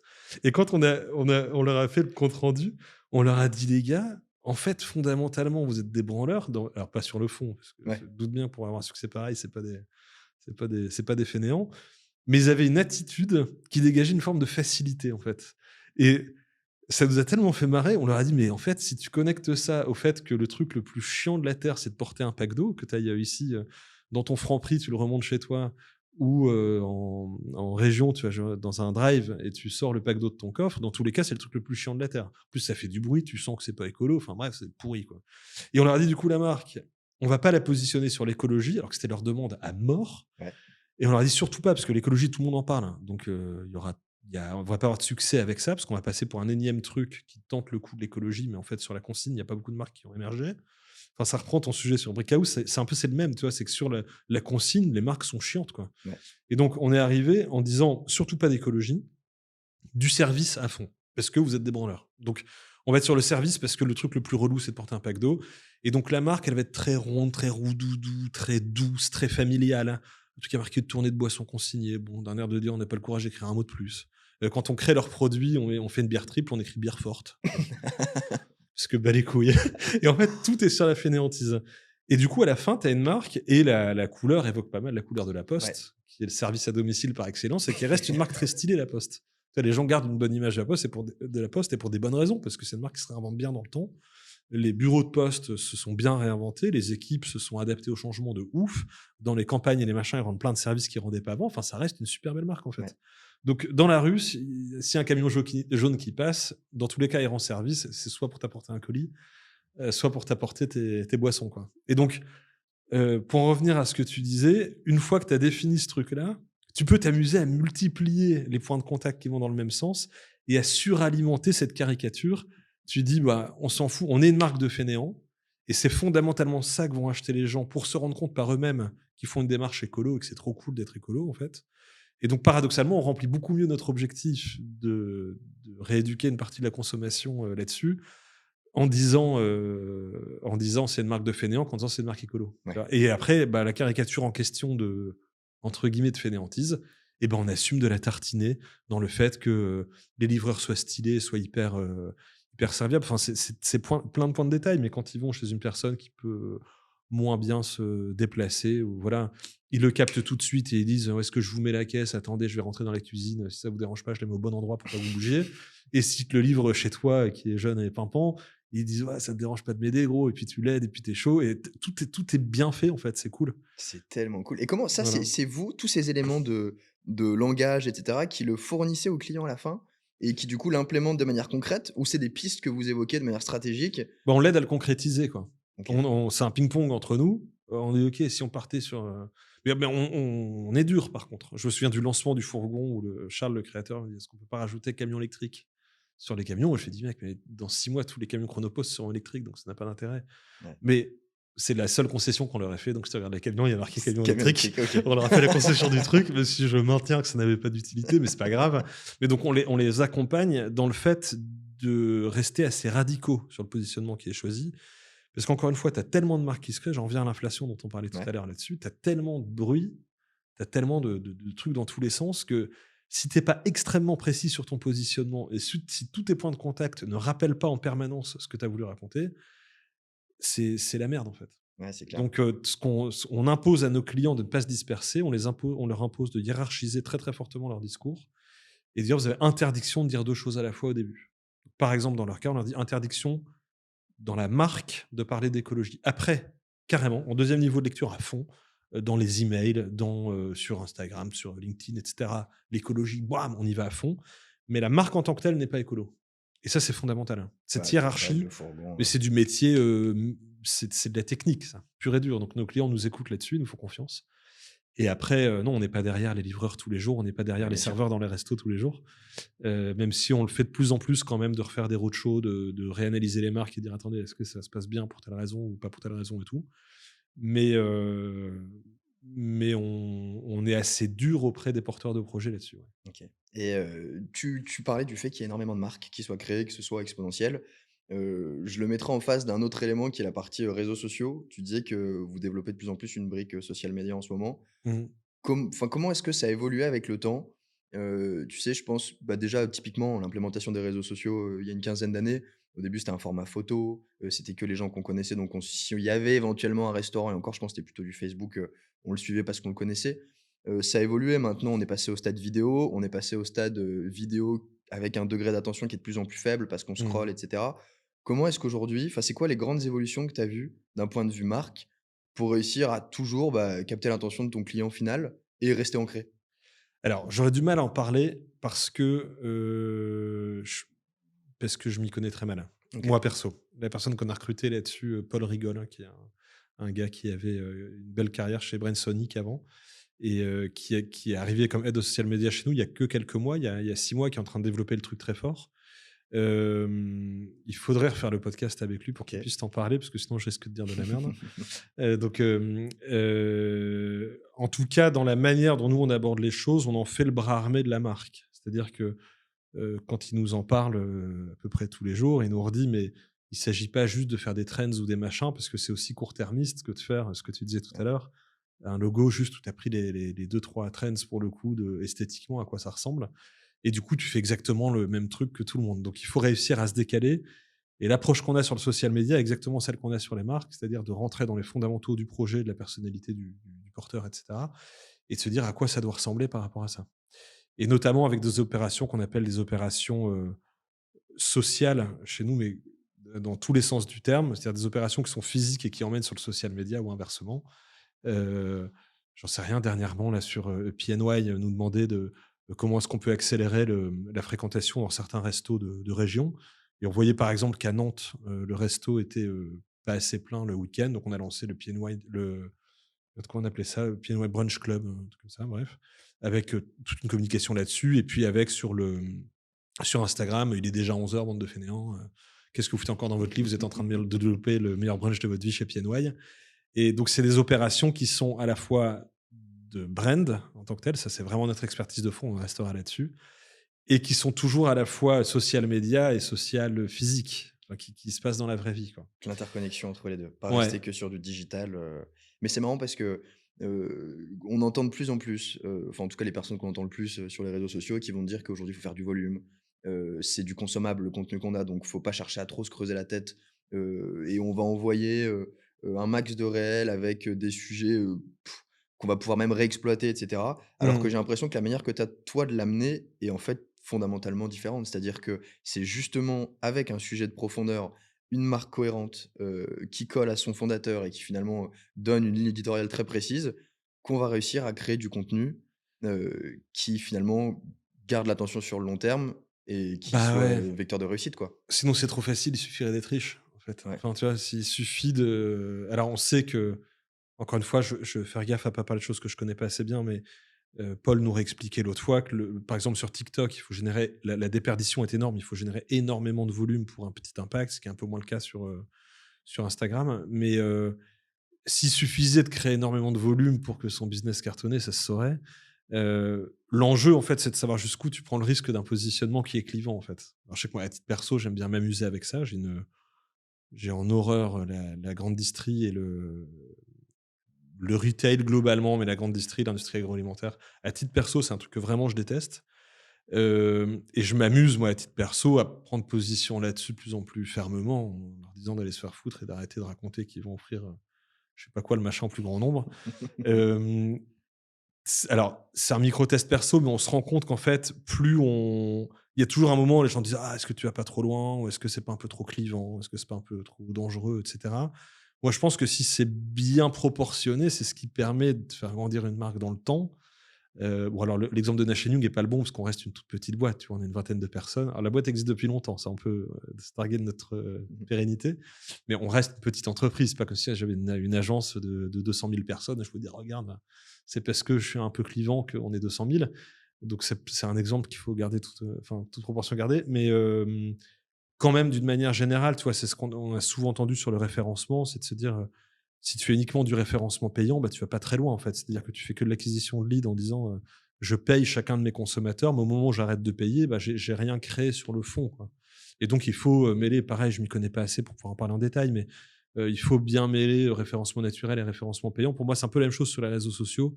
C'est que si tu es juste en train d'obéir à la trend du moment, il se passe pas grand-chose sur le long terme et puis encore une fois, il y a Trop trop de de concepts volume. qui se créent dans tous les sens, donc tu peux pas aller assez loin et assez longtemps avec ça, quoi. Ouais, c'est clair. Et moi, je suis assez intéressé par un truc. Alors, c'est peut-être pas possible de le faire, mais est-ce aujourd'hui, imaginons, on prend le cas Brickhouse, Mmh. ou une marque similaire. Concrètement, comment ça se passe? Genre, moi, je suis, c'est Baptiste, je crois, le fondateur de Mmh. Brickhouse. Je viens de voir, je te dis: «Écoute, je vais monter une marque de brasserie. J'ai besoin d'une marque. C'est quoi les étapes, pour en arriver à un Brickhouse?» Genre, de manière enfin, Alors faut boire des coups déjà, ouais, forcément. très, très important, c'est la base. Non, l'idée, ouais, c'est de vraiment rentrer dans le cœur du projet, de capter l'énergie des gens qui ont envie de le faire. Donc Heu, immersion, carrément, où vous allez sur place, ouais, ouais, on passe du temps ensemble. Alors un cas comme Brick House particulier parce que c'était vraiment, c'était une création, from scratch, hein. Quand il nous a contactés, il y avait rien n'existait. Hem Quand il y a des lieux et cetera qui existent, l'idée c'est d'abord effectivement de rentrer vraiment dans la personnalité de la marque, de comprendre comment les équipes se comportent et cetera. Mais sur la méthode, en gros, il y a 2 choses quand, 2 choses fondamentales. Enfin, la base, c'est notre culture générale. Si tu regardes sur notre site ou ailleurs, on parle d'intelligence, intelligence, ouais, intelligence. émotionnel, Heu, social, j'ai vu, il y a ouais. des connards qui disent: «Fight, fight, fight». Nous, on dit: «Intelligence, intelligence, intelligence». Et vraiment, on travaille une matière de fond qui est vraiment costaud. C'est notre meilleure matière de base et qu'on arrive très vite à connecter aux clients ou à des évolutions j'ai envie de te faire une parenthèse je fais une parenthèse avant de Ouais, revenir à vas-y, la vas-y. méthode là-dessus. C'est que, tu vois, notamment, on travaille pour la santé. En fait, c'est marrant parce que tu vois que la food s'est réinventée il y a, une quinzaine d'années à peu près. Ça co notamment avec des modèles comme Big Mama et cetera qui ont bien poussé le truc. Qui n'existait pas avant, tu vois? Si tu faisais de la food en volume avant, c'était forcément dégueulasse et si tu voulais une bonne pizza, c'était forcément ton gars de quartier. Ils ont quand même réussi à bien hacker le truc. Tu as dans la foulée l'hôtellerie qui a commencé à se réinventer il y a une dizaine d'années, parce que la restauration est rentrée dedans, enfin toutes ces dimensions F&B et aujourd'hui, c'est la santé et c'est marrant parce que c'est la food et la restauration qui rentrent dans la santé. Nous, on voit dans notamment des maternités qu'on accompagne.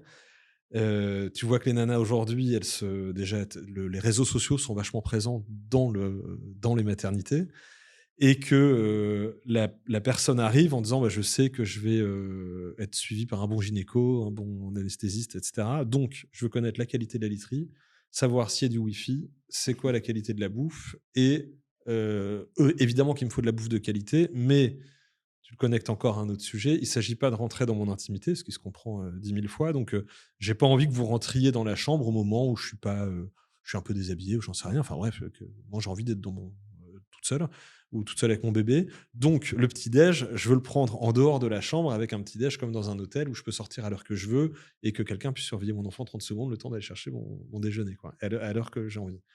Donc, c'est vachement important parce que toutes ces évolutions-là, nous, on passe beaucoup de temps à les retrouver chez plein de clients et à Mmh. dire: «OK, il faut positionner la marque de telle manière parce que, on voit que tel secteur est rentré dans tel secteur, puis dans tel secteur, que telle tendance internationale est en train de rentrer dans telle tendance nationale ou locale pour telle raison et voilà comment on va faire évoluer la marque». Pour arriver à ça, on récupère beaucoup de matière chez nos clients. C'est pour ça que je faisais la petite parenthèse avant de Ouais, revenir sur ouais. la méthode. Avec 2 choses, des interviews individuelles et un ou plusieurs ateliers de brainstorming, je vais y revenir. Sur les interviews, ce que j'explique, alors les clients qui m'entendent vont dire: «Putain, tu nous le dis à chaque fois», mais je leur dis. C'est un format qu'on a piqué à entre guillemets «à France Culture», c'est que quand tu écoutes les interviews sur France Culture, elles ne vont que dans le sens de l'interviewé.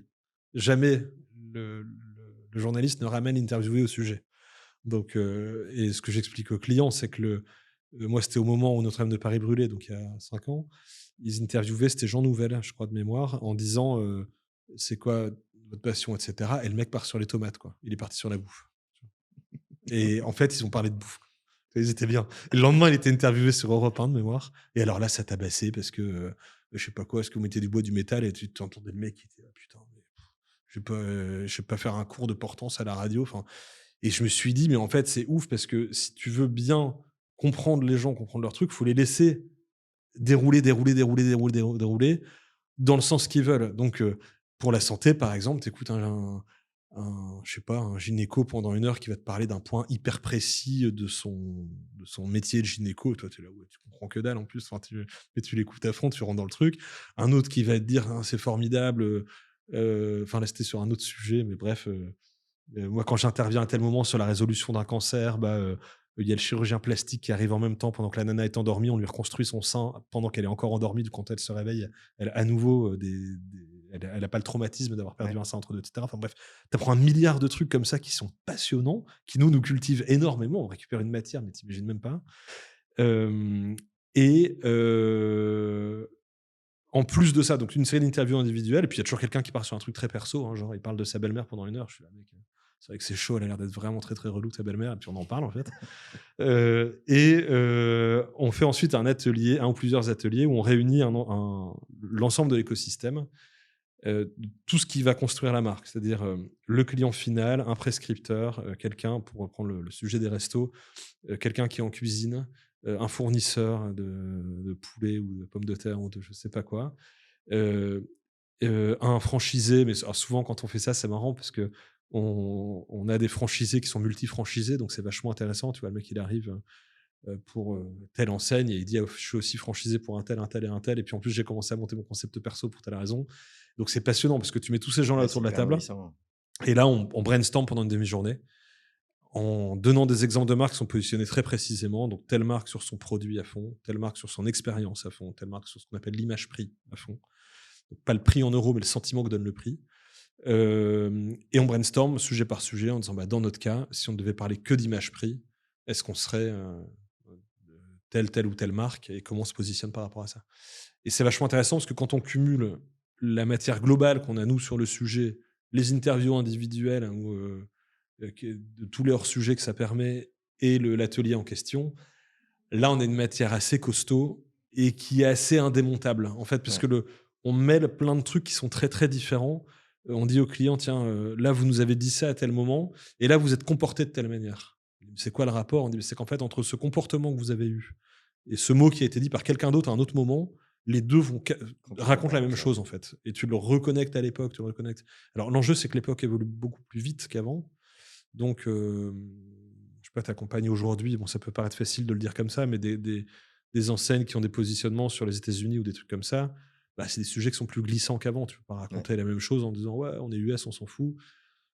C'est plus touchy. Donc il faut être très, très connecté à l'époque, et en même temps, au temps long. Enfin, c'est passionnant. En fait, ce qui est super intéressant, c'est que je m'étais noté, de voir avec toi un petit peu si tu avais des tendances que tu avais identifiées et cetera. Mais j'ai l'impression qu'en fait, ça veut tout et rien dire puisque, la marque que tu vas créer va être le fruit, d'interactions entre tout l'univers et pas forcément juste de se dire, «OK, bah, en ce moment», alors je fais un très, très grossier, mais, en ce Mmh. moment, on sait que c'est la tendance de manger, bon et rapide, donc, on a, un champ de couleurs autour du beige et cetera et du fait que ce soit calme Ouais.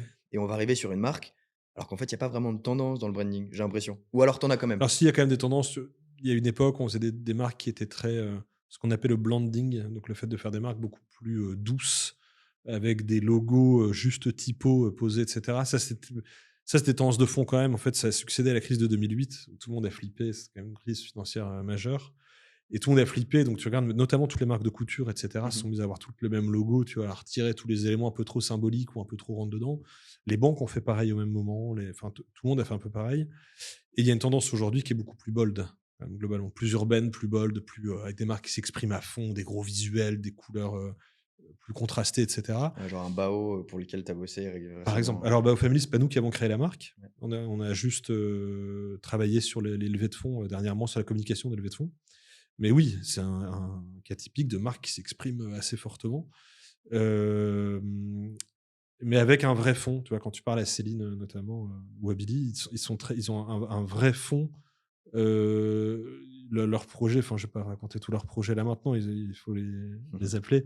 Mais sur la promotion d'une belle gastronomie chinoise, machin, ils ont un vrai sujet de fond qui est hyper cool et de raconter en quoi c'est c'est une super bonne cuisine et qu'il faut la redécouvrir et cetera, qu'il faut, porter un nouvel œil là-dessus et en même temps, ils ont une marque qui effectivement qui est assez bold, assez rentre dedans, qui est dans les codes de l'époque, quoi. Ouais. Mais donc faut trouver le bon équilibre parce que tu peux pas non plus juste te dire: «Bon écoutez, comme aujourd'hui les marques sont bold, on va faire une marque bold et puis basta». Il faut être encore une fois sur le bon niveau de la courbe, il faut le cumuler avec les bons éléments, hem ouais, faire gaffe à pas suivre une bête tendance que tu vois partout, quoi.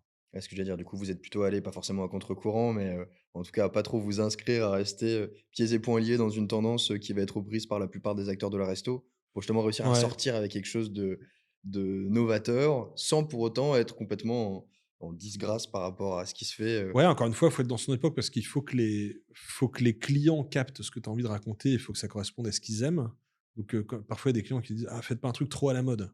Je dis: «Ah, mais gros, et pas trop parisien. pas trop parisien». Pareil et donc tu leur dis: «Mais tu préfères être à la mode et te réinventer dans 5 ans ou tu préfères être ringard tout le temps, en fait?» Enfin, tu vois, c'est normal d'être à la mode, c'est cool, il y a pas de drame. Une stratégie de marque, c'est fait pour une dizaine d'années en moyenne et on a la chance d'avoir le recul pour l'affirmer et l'esthétique est plutôt valable en moyenne 5 ans. Ceci dit, une marque comme La Famille qu'on a créée, qui est très intemporelle, c'était il y a 2018, donc il y a déjà 7 ans. Elle a pas bougé d'un iota, elle a aucun besoin de bouger, alors qu'il y a d'autres marques qu'on a créées qui sont beaucoup plus, «temporelles» entre guillemets, qu'il va falloir faire évoluer plus vite. Mais ça, c'est des curseurs qu'on place, Ouais. ensemble avec le client. Mais ce qui est certain, j'en reviens à ce que je disais tout à l'heure, c'est qu'on peut pas prétendre vendre de la stratégie et du positionnement fondamental de marque en disant: «On va regarder, salut, regardez, c'est cool, hein. C'est bon ou pas?» Non, faut travailler le truc plus profondément, Et quoi. du coup, tu déconnectes le design de la stratégie. C'est-à-dire qu'une Ouais. stratégie de marque peut être établie sur, une dizaine d'années, mais le logo va être amené à évoluer parce que justement, il faut suivre les codes, et être en son temps. Ouais, ouais, ouais, carrément. Tu dois d'abord poser la stratégie, d'abord poser ton positionnement et puis d'abord mettre tes tripes sur la table, en fait. Tu peux Ouais. pas, quand tu vois des concepts qui sont uniquement opportunistes et qui disent: «Faites-moi un truc qui va bien marcher», je sais pas, moi je trouve ça triste. Enfin, après Tu ça peut m'étonnes. marcher, mais nous dans le temps, on a envie d'évoluer. On évolue vers de plus en plus d'exigences. Genre la frustration, moi, en tant qu'entrepreneur, j'aurais envie qu'on soit 1000 chez Nash Young, on n'est pas encore Ouais, bien 1000. sûr. Mais, en tout cas, en termes d'exigence, on continue à monter le truc de plus en plus haut et c'est délicat parce que même avec les équipes, il y a des fois où, on a un sujet en interne notamment, c'est le fait de ne pas avoir d'ego et de se dire: «Ah, si j'arrive pas à faire le truc, il y a un autre directeur artistique qui peut le récupérer et réinventer la marque complètement différemment» et cetera. C'est un truc qu'on a bien réussi parce qu'en agence, traditionnellement, tu as un ego qui est assez fort. Tu vois? Un DA qui Ouais. arrive pas à faire le truc, il dit: «Ah putain, pourquoi et vous m'avez mal compris, vous avez pas compris mon truc et tout». Chez nous, c'est pas du tout le cas. Les gens ont beaucoup plus de recul en disant: «Moi, sur ce sujet-là, peut-être que j'ai vu trop de fois le même genre de sujet ou peut-être que j'avais pas la forme, tu vois? J'en sais rien, j'étais pas inspiré, puis ça l'a pas fait» et on se remet en question énormément, on recommence les trucs plein de fois et souvent on explique aux clients il y a parfois même des décalages de planning, on dit: «Désolé, on voulait vous le présenter cette semaine, ce sera la semaine prochaine», mais parce qu'on nivelle vers le haut toujours, toujours, toujours et ça, c'est passionnant, quoi. C'est combien de temps un peu le délai de création d'une marque? Alors, je sais pas si c'est normé, mais enfin, de Si, c'est un manière peu toujours pareil, c'est, 3-4 mois à peu OK. près. Ah Après, il donc faut c'est le quand temps même de la assez rapide. déployer. Enfin, moi, je m'attendais à ce que ce soit bah, déjà 3-4 mois, ça peut paraître long, mais au vu de tout le travail et de toute la phase d'immersion et la délivrabilité et cetera, j'aurais dit que c'était plus long que ça. Non, si tu es bien organisé, ça va. OK. Toute la partie, d'interview, d'atelier et cetera dont je te parlais, c'est moi qui les gère. Et je pendant que je les gère, la créa bosse sur des projets qui ont été enclenchés avant, enfin les trucs se croisent. Globalement, on arrive alors il y a des fois où c'est un peu plus long parce qu'on est vraiment débordé, mais d'une manière générale, on arrive à tenir ces délais-là.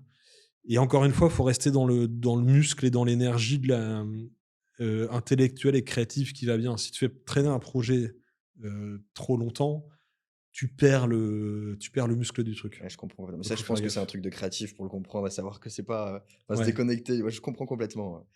OK, bah, c'est beau et du coup, pour une marque qui, enfin, ça vous est déjà arrivé de collaborer avec des marques, du coup, dont vous avez dû réeffectuer un deuxième rebranding, par exemple, dans le temps, une marque, un client que vous avez depuis des années, sur lequel vous avez vu la stratégie, se suivre, mais avoir un besoin de pas de rebranding du coup, mais de refonte graphique par exemple? C'est des choses que vous avez déjà fait? Ouais, c'est plus de l'affinage dans le temps, parce que normalement, ce qu'on fait quand même, fait pour durer. Donc c'est plus de l'affinage dans le temps. Mais effectivement, là, j'aurais pas d'exemple précis à te citer, mais ouais, il y a Ça alors arrive. souvent, c'est des boîtes aussi qui évoluent en rachetant d'autres boîtes ou en faisant évoluer leurs produits et cetera. Donc de toutes les façons, comme le produit évolue dans le temps, bah, il faut revoir tout un tas de trucs. Donc c'est très rare une marque qui reste figée dans son offre, pendant des années et des années. Généralement, elles évoluent et donc l'évolution fait que tu dois revoir les choses. Mais ouais, il y a des sujets marrants, tu vois? Alors c'est du digital, mais tu as une marque comme Good Goût, je sais pas si tu connais, qui fait de Non, l'alimentation, non, je connais pas. de la food bio pour les enfants, OK. qui est un gros acteur. On a créé leur premier site web il y a 15 ans, je crois, un truc comme ça, et on l'a fait 6 fois. Parce que, enfin, on l'a refait 6 fois parce que la marque a énormément évolué. Elle a créé plein de nouvelles gammes de produits. Elle s'est étendue sur plein de nouveaux marchés et cetera, et du coup, enfin, et c'est passionnant, en fait. Tu revois le truc, les équipes ont changé, la marque a été rachetée en plus entre 2 bref.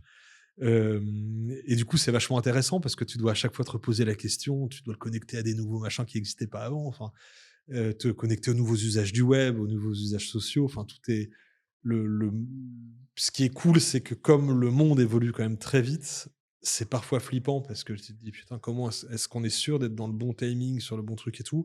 Et en même temps, ça donne de la nouvelle matière en permanence, quoi. Ouais, c'est clair et Donc ça doit c'est être top. compliqué quand même de réussir à même imaginons un rebranding d'une marque que vous avez pas forcément commencé, mais à réussir à, garder quand même le fil conducteur parce que des fois j'imagine qu'ils veulent pas forcément tout changer, mais qu'ils veulent se moderniser ou autre et repartir sur une image fondamentalement nouvelle. Il y a plein d'exemples de marques enfin, qui ont vu un rebranding de l'extérieur, on a l'impression qu'ils changent complètement tout ce qu'ils font. Je pense que c'est pas la meilleure stratégie à adopter. Ouais. Est-ce que c'est des choses qui sont compliquées chez vous? Comment vous arrivez justement, moi, j'imagine qu'encore une fois, ça rattache à tout ce qu'on a dit jusqu'ici, c'est l'intérêt de la personne, la comprendre et comment ça se Ouais. reflète. Alors on a plutôt le problème inverse. C'est que souvent dans les opérations de com qu'on fait dans le temps, tu vois, les nouveaux sujets qu'on communique pour la marque, on a envie de repousser des nouveaux trucs et tout parce que, bêtement, c'est complètement stupide, mais on a envie que le client en ait pour son argent.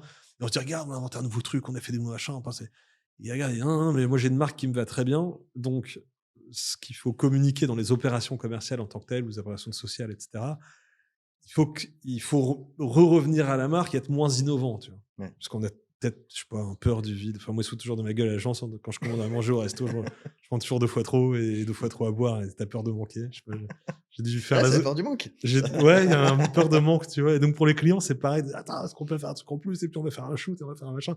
Et les clients qui sont là: faites-moi un truc qui est vraiment dans la continuité», et donc on a plutôt ce problème-là que l'inverse. ouais, Mais parce qu'encore une fois, comme sur le fond, logiquement, la marque est bien créée, heu, bah, il suffit de très bien la faire vivre et ça fonctionne. Mais il y a des choses dont on se rend plus compte, mais ce qu'on répète à plein de clients, c'est la pub Nespresso, What Else là, avec Georges Clooney.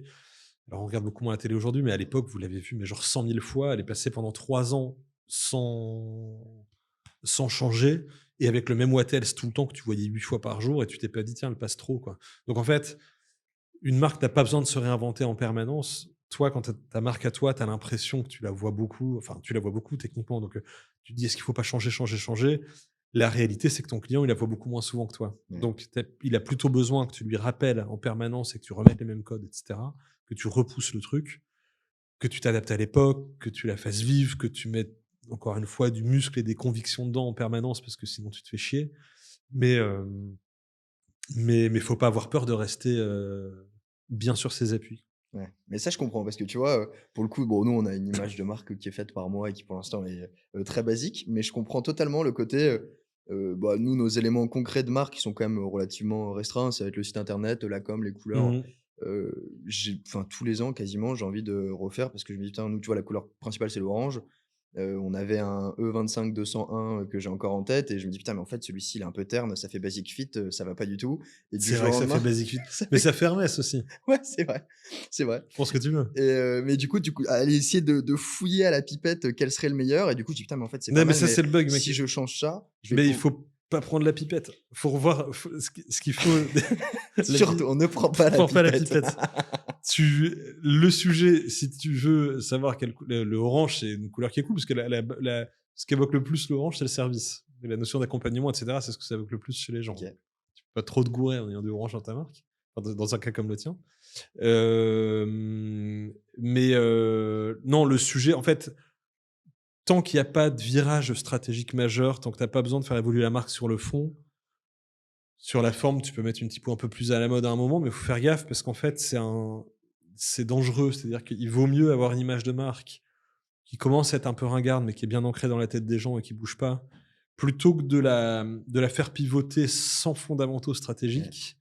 Et alors là, c'est risqué parce que ça peut raconter de la merde, en fait. Enfin, d'ailleurs, j'ai une petite parenthèse, mais c'est l'une des raisons pour lesquelles on sélectionne à fond nos clients, c'est qu'on a conscience qu'en fait, quand tu maîtrises bien les codes de la marque, ce qu'elle raconte et ce qu'elle peut générer comme action chez les gens, bah, tu peux pas communiquer n'importe quoi, en fait. Ouais. Tu vois, tu peux pas. Je me souviens d'une marque de fringues, je vais pas les citer, mais une marque de fringues du Nord où le fondateur qui commençait à être âgé me dit une marque de. Non, j'allais être trop précis. Une marque de fringues du Nord. Et le mec me dit «Ah, vous pouvez communiquer pour nous, et cetera, c'est génial, en fait, moi, ma marque et tout». Et je lui ai dit: «Non, c'est mort». Je lui ai dit: «Pourquoi?» Il était un peu vexé, quoi. Et je dis: «Parce que vous avez un écart entre votre promesse et votre produit qui est beaucoup trop important». C'est-à-dire qu'en fait, vous racontez que vous allez sauver le monde, avec, toute une symbolique aujourd'hui de machin, acte fort truc, on a la main sur le cœur et tout. J'ai dit: «Mais votre produit, en fait, il pue du cul, vos labels, vous les avez inventés, Ouais. quand tu le passes, je sais pas, dans une machine à laver, il réduit de moitié». Enfin, c'est de la daube, en fait. Donc soit vous assumez de faire de la daube.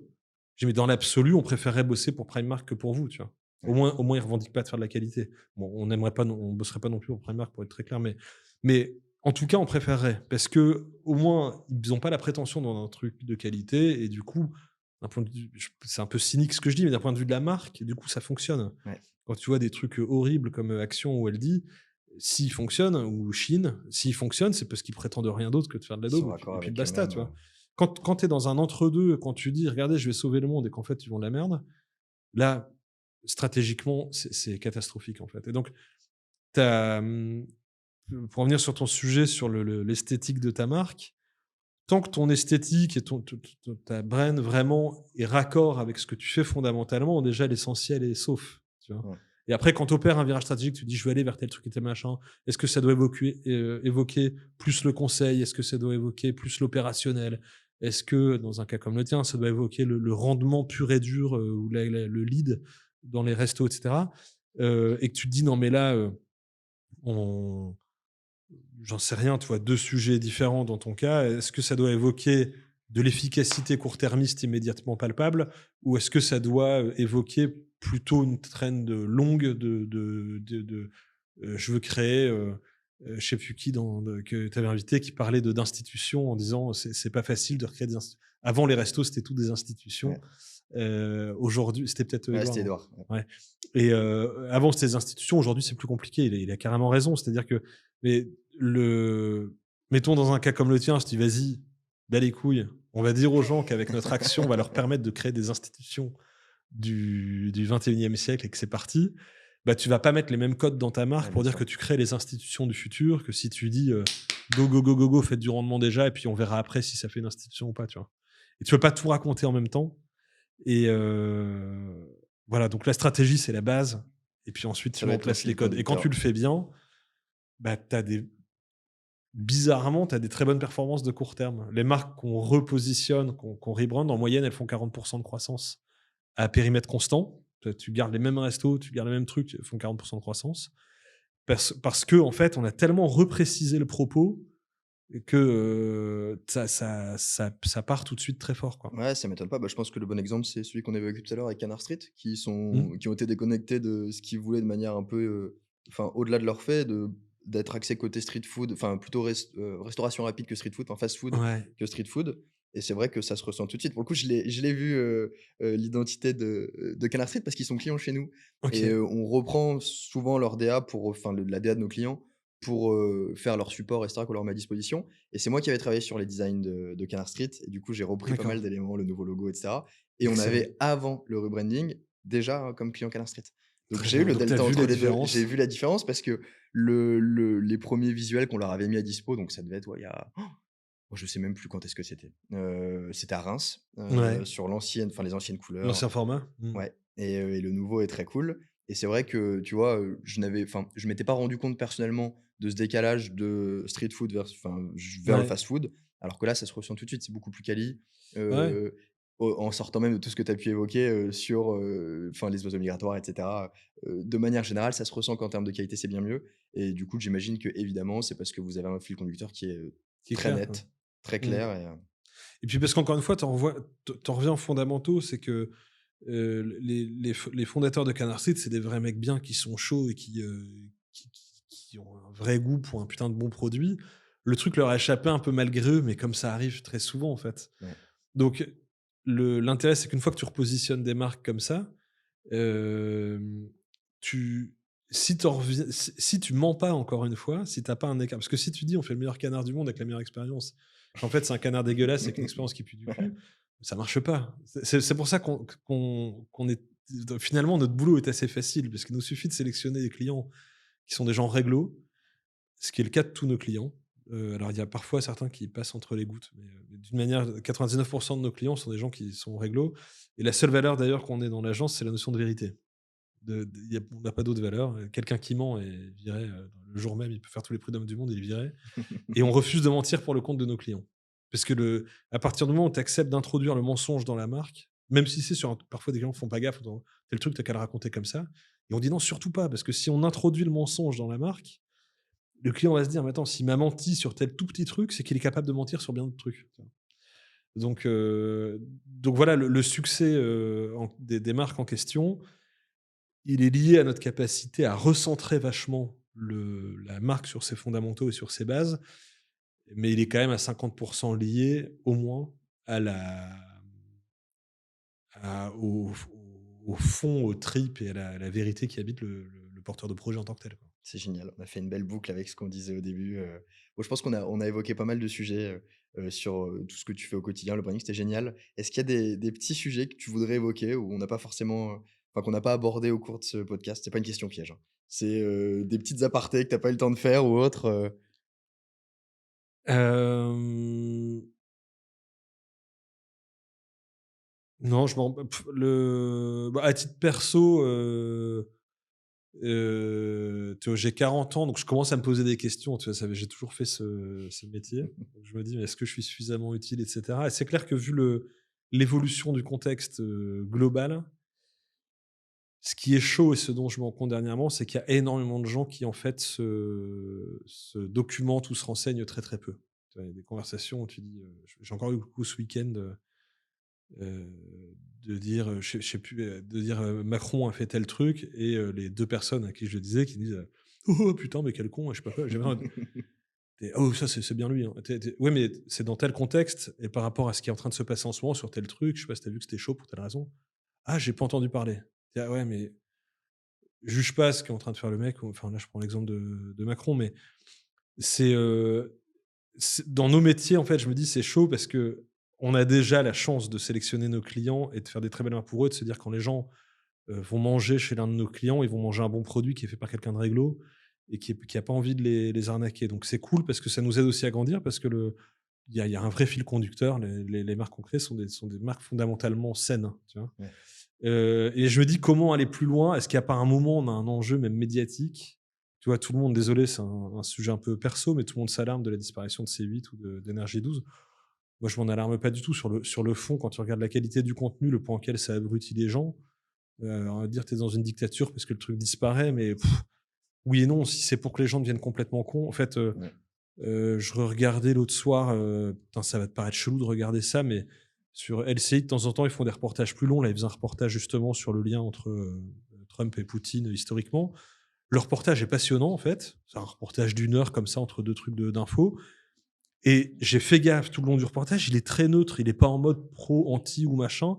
Et il y a plein d'endroits où tu as plein d'infos qui sont passionnantes, que tu peux aller chercher, qui sont pas, partisanes, qui sont pas de gauche ou de droite ou d'extrême gauche ou d'extrême droite ou de machin, mais qui sont juste des infos qui sont passionnantes et qui te permettent de te faire une vraie culture, des journaux papier, mais il y en a putain, il y en a encore plein avec plein de contenus qui sont passionnants. Alors oui, c'est sûr que si tu lis, Le Monde, Diplo, bah, c'est un peu orienté, mais en fait, les 2 tiers du truc sont pas spécialement orientés et sont passionnants. Si tu lis Le Figaro, ouais, c'est orienté dans un autre sens pour le coup, mais en fait, c'est important de le lire aussi et c'est pas des trucs de enfin, c'est important de se remplir d'énormément de matière et moi, je suis un peu inquiet par rapport à ça. Tu parlais d'un sujet Ouais. perso, mais c'est de te dire: «Putain, il faut relire, Stefan Zweig, là, Le Monde d'hier». Je sais pas si il écrit ce bouquin, c'est la fin de la Seconde Guerre, il se suicide juste après en disant: «Putain, mais en fait, c'est foutu» et il est désespéré de la baisse de la qualité intellectuelle et de réflexion des gens et c'est quand même un sujet où tu dis: «Mais dans nos métiers, comment est-ce qu'on peut faire?» Enfin, moi, à titre perso, tu vois, dans nos métiers de communication et de médias, je sais que j'assume, par exemple, quand tu vois des mecs comme Sterrin ou des mecs comme ça qui sont en train de vouloir accaparer plein de médias ou de trucs pour balancer toute leur sauce. Moi, j'assume de plus en plus qu'on a un rôle par rapport à tout ça. Il peut y avoir d'autres agences qui se di enfin, tu vois, à partir du moment où il y a des Ouais, gens qui bien disent: sûr. «OK, on a envie d'orienter les contenus de telle manière», moi, je pense qu'on peut le faire d'une autre manière. Je j'ai pas du tout envie de prendre parti, plus à gauche qu'à droite, mais en tout cas, de se dire: «Qu'est-ce qu'on peut faire pour apporter énormément de matière aux gens pour qu'ils puissent se faire leur propre opinion et qu'ils soient pas lobotomisés uniquement dans un truc», quoi et je pense que même dans les marques qu'on accompagne, tu vois, on parlait tout à l'heure de Bao Family, c'est pas une marque qu'on a créée, encore une fois, on a juste accompagné sur 2-3 sujets. Mais quand tu les écoutes parler de leurs produits et de leur démarche sur le fond, bah, c'est des gens qui sont cool, qui sont sains, qui sont généreux, qui ont un bon produit et je me dis on a beaucoup parlé de Canard Street, bon, du coup, on peut Mmh. continuer à en parler. Mais pareil, enfin, quand tu vas chez, Ernest Soulard ou machin, c'est trop cool quand tu vois les gars de la famille préparer leurs recettes ou imaginer leurs trucs, ils mettent leurs tripes et cetera, c'est trop cool. Enfin, c'est des co Underdog, je sais pas si qui a créé, les 3 nanas qui ont créé Underdog, qui est une marque de reconditionnement d'électroménager. OK.